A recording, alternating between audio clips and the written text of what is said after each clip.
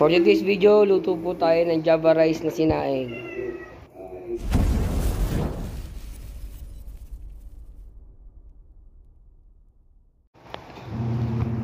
Ito gagamitin natin, bigas, margarine, turmeric powder, bawang, asin, chicken powder. Simulan na natin.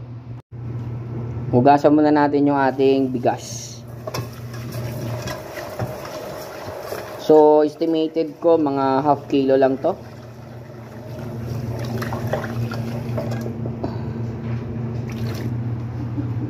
Pagkatapos natin hugasan, lagyan na natin yung ating mga sahog. Itong margarine. Lagyan na natin itong bawang. Lagyan natin ng turmeric powder. 1, 2. Matapang tong turmeric. Lagyan natin asin.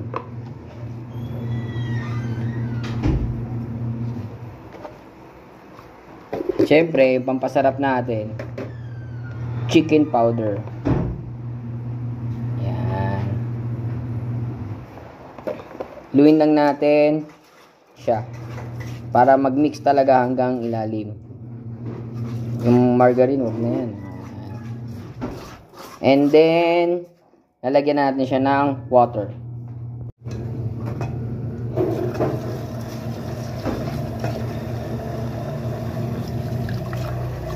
Yung tamang water lang pagsaing ha. Natural na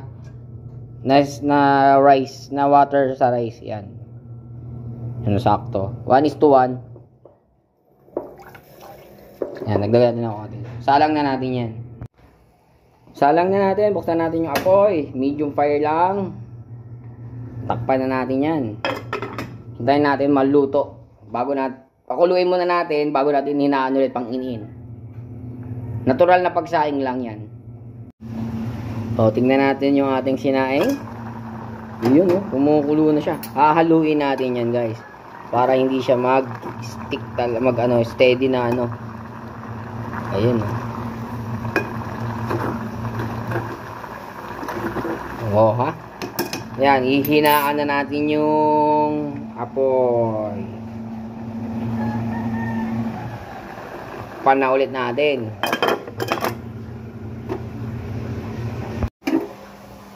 Tingnan na natin yung ating sinaing na Java rice. Yun, oh. Biglesin na. So, haluin pa rin natin yan.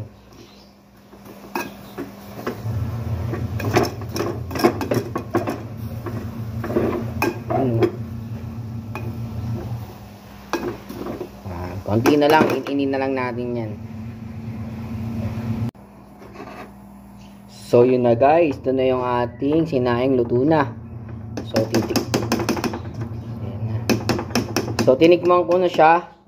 Hindi siya katulad nung sinasangag, yung ginigisa ko. So ito ay para lang sa pares, sa mga ganun, sa mga streets. So yun na.